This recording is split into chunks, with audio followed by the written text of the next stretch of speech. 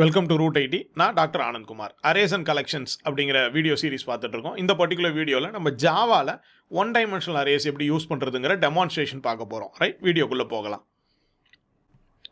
நான் விஎஸ் கோடு ஓப்பன் பண்ணி வச்சுருக்கேன், விஷுவல் ஸ்டுடியோ கோடு. ஸோ அதில் நம்ம ஒரு புது ஜாவா ப்ராஜெக்ட் க்ரியேட் பண்ணிக்கலாம். நான் வியூவில் போயிட்டு கமாண்ட் பேலட் ஓப்பன் பண்ணுறேன். Create Java project, no build tools. So அது லொக்கேஷன் கேட்கும். ஸோ என்னோடய டெஸ்க்டாப்பில் சாம்பிள் கோடில் ஜாவா கோடுக்குள்ளே நான் அரேஸுக்குன்னே ஒரு ஃபோல்டர் க்ரியேட் பண்ணிக்கிறேன். ஸோ இந்த ஃபோல்டரை ப்ராஜெக்ட் லொக்கேஷனாக செலக்ட் பண்ணிக்கிறேன். ப்ராஜெக்ட் பேர் 1D array demo. So array demo v1 அப்படின்னு வச்சுக்கிறேன்.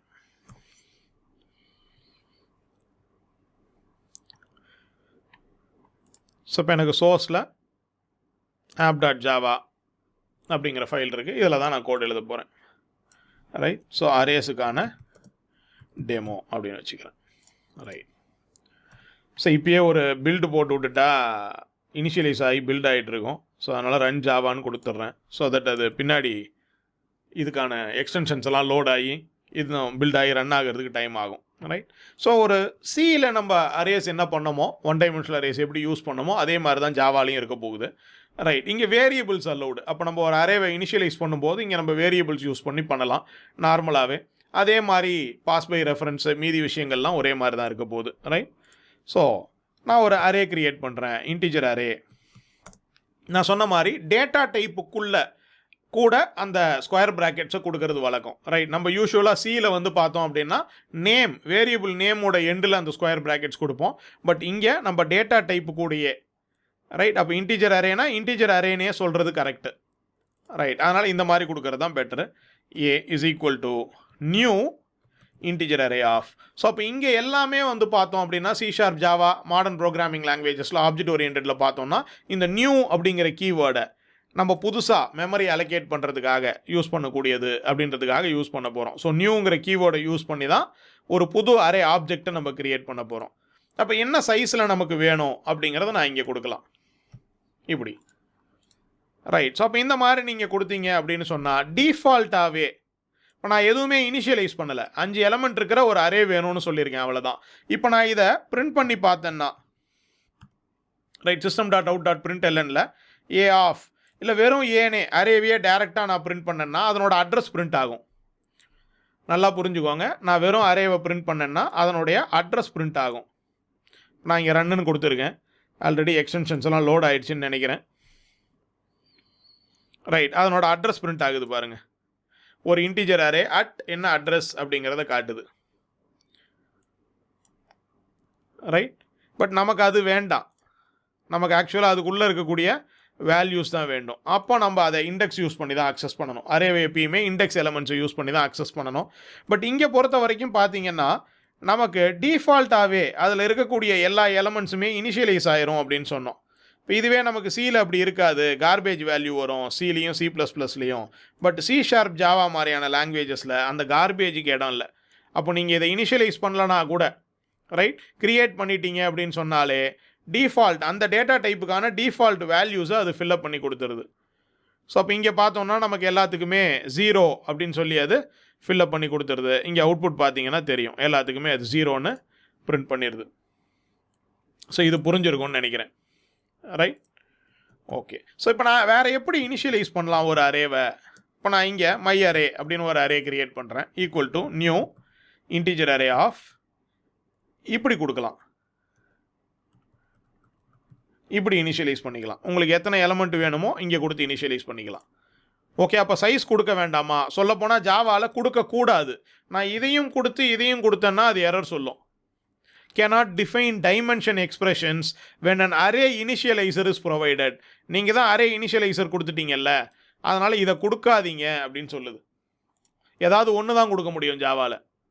ரைட், C# ரெண்டுமே கொடுக்கலாம், கிராஸ் செக் வேறு பண்ணிக்கும். இப்போ இங்கே பிரச்சனை என்னென்னா, நான் இங்கே 5ன்னு கொடுத்துட்டு இங்கே 4 தான் கொடுத்தேன்னு வச்சுக்கோங்களேன், எனக்கு சிக்கல் ஆகிடும். இதையும் வேறு கிராஸ் செக் பண்ணணும் ரன் டைமில். அதை ஜாவா பண்ணுறதில்ல, அதனால தான் அவங்க இதை கொடுக்காதீங்கன்னு சொல்லிடுறாங்க. அப்போ இங்கே 4 எலமெண்ட் தான் இருக்க போகுது, 1 2 3 4. ரைட், இப்படி இனிஷியலைஸ் பண்ணி நம்ம MA அப்படிங்கிறதுல வச்சுருக்கிறோம். ரைட். இப்போ இதை ஒரு லூப் யூஸ் பண்ணி நம்ம அக்சஸ் பண்ணலாம். ஸோ நான் into i is equal to 0, i less than MA, அந்த அரேலையே லென்த்து அப்படின்னே ஒரு ப்ராப்பர்ட்டி இருக்குது, அதை நீங்கள் யூஸ் பண்ணிக்கலாம். லென்த்துங்கிற இந்த ப்ராப்பர்ட்டியை அந்த அரேவோட லென்த் அது கொடுக்கும். இப்போ இதுவே நமக்கு சியில் அந்த ஆப்ஷன் கிடையாது, நம்ம தான் சைஸ் என்ன அப்படிங்கிறத ஒவ்வொரு வாட்டியும் கொடுக்குற மாதிரி வந்துடும். பட் ஜாவா சி ஷார்ப்லலாம் உள்ளேயே அரேலையே லென்த்துன்னு ஒரு ப்ராப்பர்ட்டி இருக்குது, அதை நம்ம தாராளமாக இந்த இடத்துல யூஸ் பண்ணிக்கலாங்கிறத புரிஞ்சுக்கோங்க. ரைட். ஸோ இப்போ நான் இந்த இடத்துல system.out.printlnல எனக்கு அந்த அரேவனோட வேல்யூவை பிரிண்ட் பண்ணி கொடுத்துரு. மேபி ஒரு +/t போட்டுக்கிறேன், இதை பிரிண்ட்டுன்னு வச்சுக்கிறேன். ரைட். முடித்ததுக்கப்புறம் ஒரு sys out கொடுத்துக்கலாம் எம்டியாக அடுத்த லைனுக்கு போகிறதுக்காக. ஸோ அப்போ பிரிண்ட் பண்ணிவிட்டு அடுத்த லைனுக்கு நவுத்திரும். ரைட். இது வேண்டாம், நான் கமெண்ட் பண்ணிக்கிறேன்.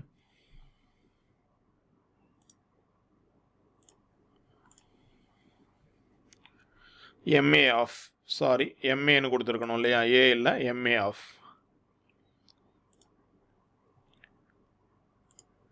ஸோ இப்போ இங்கே பார்த்தீங்கன்னா 1 2 3 and 4 இந்த 4 வேல்யூ எனக்கு இங்கே அவுட்புட்டாக வருது. ரைட். இப்படி நம்ம அதை பிரிண்ட் பண்ணலாம். எனக்கு ஒரு அரேயில் இருக்கிற எலமெண்ட்ஸை சம் பண்ணணும், சேம் கோடு தான், நம்ம எதுவும் மாற்ற போகிறதில்ல, இதே கோடையை யூஸ் பண்ணிக்கலாம்.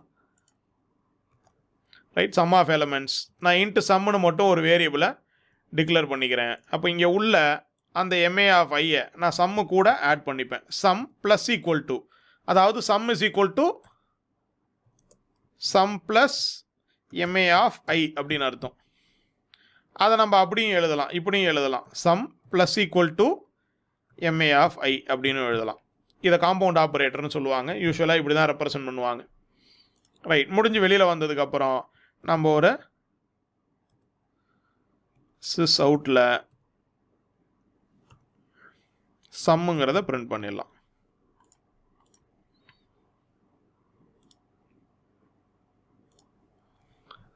So sum of elements in an array. So 1 2 3 4 add பண்ணால் எனக்கு 10ன்னு வருது. ரைட். ஸோ யூஷுவலாகவே நான் இந்த மாதிரி கோடு எழுத ஆரம்பிக்கும் போது அரேஸில் ஒவ்வொரு வாட்டியும் அந்த அவுட்புட்டை பார்க்குறதுக்கும் நம்ம க்ரியேட் பண்ண அரேவை பார்க்குறதுக்குமே நம்ம லூப் எழுதுகிற மாதிரி இருக்கும். அதனால் எப்பயுமே அதை பிரிண்ட் பண்ணுறதுக்கு ஒரு தனி மெத்தட் எழுதிக்கிறது பெட்டர். ஒரு void method print arrays. So print அரேன்னு சொல்லி நான் ஒரு அரேவை இன்புட்டாக பாஸ் பண்ணி விட்டால், ஏன்னு ஒரு அரேவை பாஸ் பண்ணி விட்டால் அதை பிரிண்ட் பண்ணுற மாதிரி இங்கே ஒரு மெத்தட் எழுதிக்கிறேன்.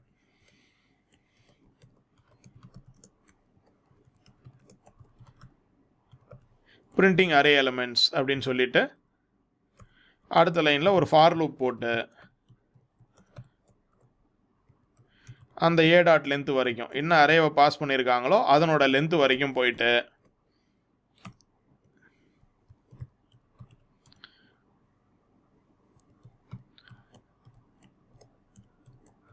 ஒரு /t கொடுத்து நான் ஆட் பண்ணிக்கிறேன். பிரிண்ட் எல்எனுக்கு பதிலாக பிரிண்ட் யூஸ் பண்ணிக்கிறேன். முடித்ததுக்கப்புறம் ஒரு பிரிண்ட் எல்என் போட்டுக்கலாம். ஸோ இப்படி நம்ம ஒரு பிரிண்ட் அரே மெசேஜ் வச்சுக்கிறோம், மெத்தட் வச்சுக்கிறோம். ஸோ இப்போ எனக்கு அரேவை பிரிண்ட் பண்ணணும் அப்படின்னு சொல்லும் போதெல்லாம் நான் அதை கால் பண்ணிக்குவேன் இதுக்கு பதிலாக. ரைட். அப்போ எனக்கு எப்போல்லாம் ஒரு அரேவை பிரிண்ட் பண்ணணுமோ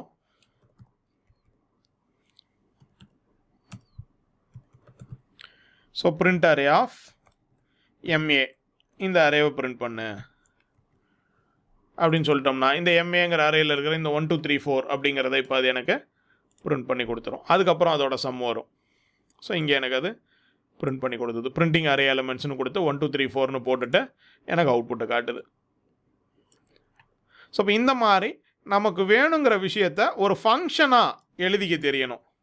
அப்போ அரேஸில் வேறு என்னென்ன ஃபங்க்ஷன்ஸ் எல்லாம் நமக்கு வேணும், ஒரு அரேவை இனிஷியலைஸ் பண்ணி கொடுக்குற மாதிரி,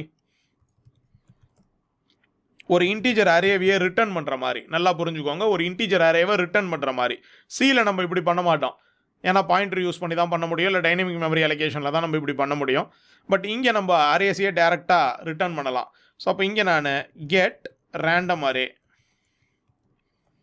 ரேண்டமாக ஒரு அரேவை இனிஷியலைஸ் பண்ணி எனக்கு வேல்யூ கொடுக்கணும். அப்போ நான் அதுக்கு உள்ள என்ன சைஸில் ஒரு அரே வேணும், என்ன வேல்யூக்குள்ளே வேணும், ரெண்டுத்தை மட்டும்தான் இன்புட்டாக கொடுக்குறேன்.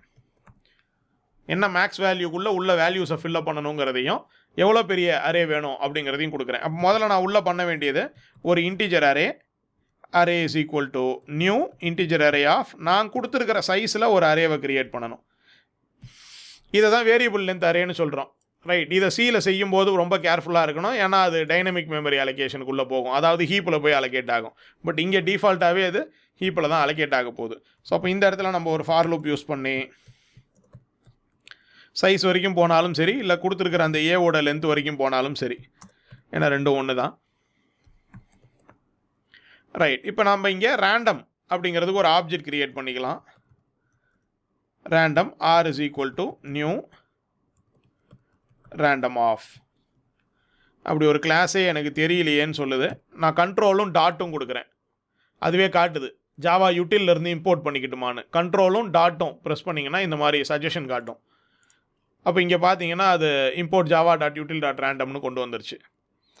ரைட், இப்போ அந்த ரேண்டமில் இருந்து தான் நான் வேல்யூஸை ஃபில்அப் பண்ண போகிறேன். அப்போ a of i is equal to r dot next int name method இருக்குது, அதை கால் பண்ணி மேக்ஸ் வேல்யூவை பாஸ் பண்ணி அந்த மேக்ஸ் வேல்யூக்குள்ளே எனக்கு ஒரு வேல்யூ உள்ளே ஃபில்அப் பண்ணிடு அப்படின்னு சொல்கிறேன். அப்போ இந்த வேல்யூக்குள்ளே ஒரு இன்டிஜரை ரெடி பண்ணி அது என்ன பண்ணிடும், ஐயில் ஏ ஆஃப் ஐயில் ஃபில்அப் பண்ணிடும்.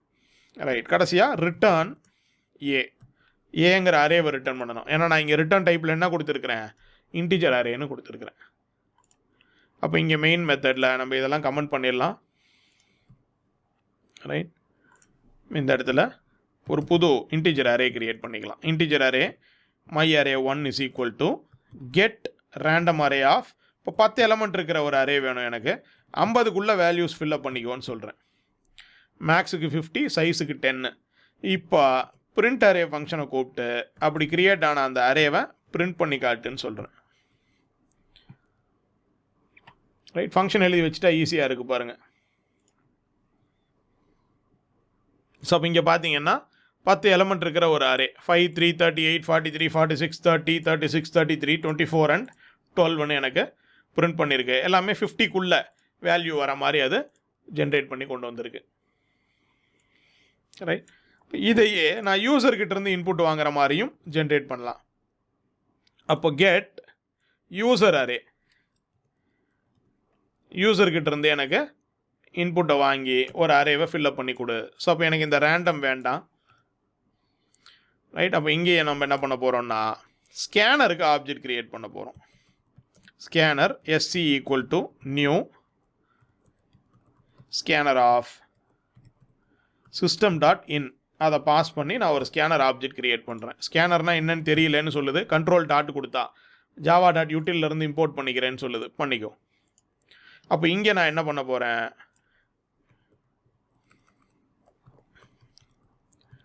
Integer dot parse int of SC dot next line. அப்போ ஸ்கேனரில் இருந்து நெக்ஸ்ட் லைனை இன்புட்டாக வாங்கி ரைட் அதை இன்டிஜராக பார்ஸ் பண்ணி ஏ ஆஃப் ஐயில் ஸ்டோர் பண்ணிடுறேன். அப்போ அதுக்கு முன்னாடி நான் அவர்கிட்ட கேட்கணும். ஸோ அதனால் ஒரு சிஸ் அவுட்டில்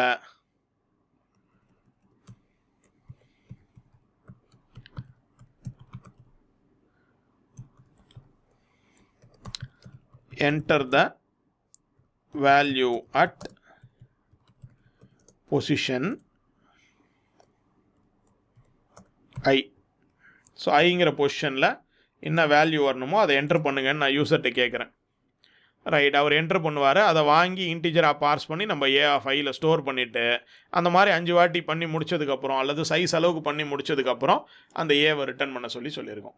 ரைட், கெட் யூசர் அரே, இதை கால் பண்ணலாம். அப்போ இங்கே ரேண்டம் அரே வேண்டாம், அதுக்கு பதிலாக ஒரு integer array my array 2 is equal to get user அரேவை கூப்பிட்றேன்.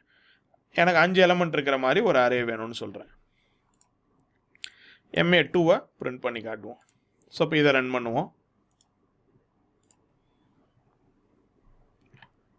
ஸோ இங்கே அது இன்புட் கேட்குது பாருங்கள், enter the value at position 0ன்னு கேட்குது. நான் 15ன்னு கொடுக்குறேன், அடுத்தது 13ன்னு கொடுக்குறேன், அடுத்தது 11ன்னு கொடுக்குறேன், 9ன்னு கொடுக்குறேன், 7ன்னு கொடுக்குறேன். ஸோ 15, 13, 11, 9 அண்ட் 7 அப்படிங்கிறத எனக்கு பிரிண்ட் பண்ணி காட்டுது. ஸோ இப்போ இது நம்ம யூசர்கிட்ட இருந்து வாங்கி அதை ரிட்டர்ன் பண்ணுற மாதிரி பண்ணியிருக்கோம். ரைட், இது எல்லா டேட்டா டைப்புக்குமே நீங்கள் செஞ்சுக்கலாம். அப்போ எனக்கு இந்த பிரிண்ட் அரே அப்படிங்கிறது இப்போ ஒரு ஃப்ளோட்டிங் பாயிண்ட் அரேவாக இருக்குது, அதை எப்படி பிரிண்ட் பண்ணுறது? இதில் பிரிண்ட் பண்ண முடியாது. ஆனால் உங்களுக்கு ஃபங்க்ஷன் ஓவர்லோடிங் அப்படின்னு நம்ம சொல்லி கொடுத்துருக்குறோம் ஒரு கான்செப்ட். அப்போ அதே பேரில் ஃப்ளோட் எடுத்துக்கிற மாதிரி நீங்கள் எழுதிக்கோங்க, டபுள் எடுத்துக்கிற மாதிரி இன்னொன்று எழுதிக்கோங்க. ரைட், எத்தனை வேணுமோ இந்த பிரிண்ட் அரேக்கு காப்பி எடுத்துக்கோங்க. அப்போ நீங்கள் இப்போ இந்த இடத்துல ஒரு ஃப்ளோட்டிங் பாயிண்ட் அரே கிரியேட் பண்ணுறீங்கன்னா எதுக்கு பதிலாக? இன்டிஜர் அரேக்கு பதிலாக. அப்போ நான் இந்த இடத்துல ஒரு ஃப்ளோட்டிங் பாயிண்ட் அரே கிரியேட் பண்ணுறேன். New floating point array of, இப்போ இந்த இடத்துல நான் 1.1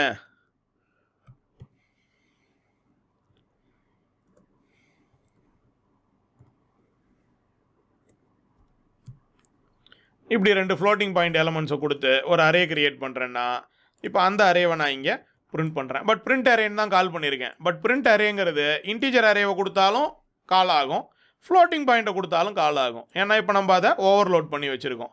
இன்டிஜர் எடுத்துக்கிற மாதிரி ஒன்றும், ஃப்ளோட் எடுத்துக்கிற மாதிரி ஒன்றும்.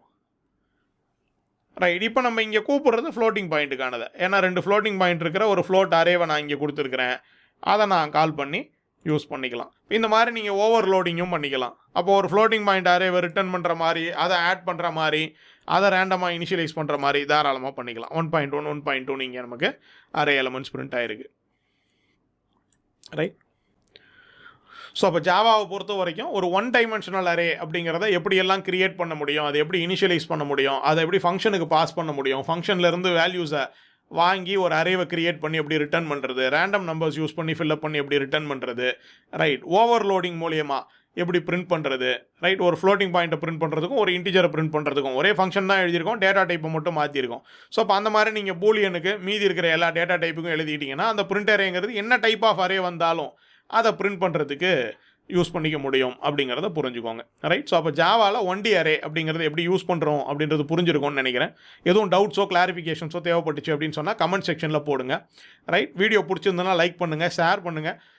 சேனலை இன்னும் சப்ஸ்கிரைப் பண்ணலன்னா சப்ஸ்கிரைப் பண்ணுங்கள். சேனல் பற்றின இன்ஃபர்மேஷனை ஸ்ப்ரெட் பண்ணுறதுக்கு ஹெல்ப் பண்ணுங்கள். உங்கள் ஃப்ரெண்ட்ஸ் அண்ட் ஃபேமிலி கூட ஷேர் பண்ணுங்கள். ரைட், அடுத்த வீடியோவில் மீட் பண்ணலாம். Thank you very much.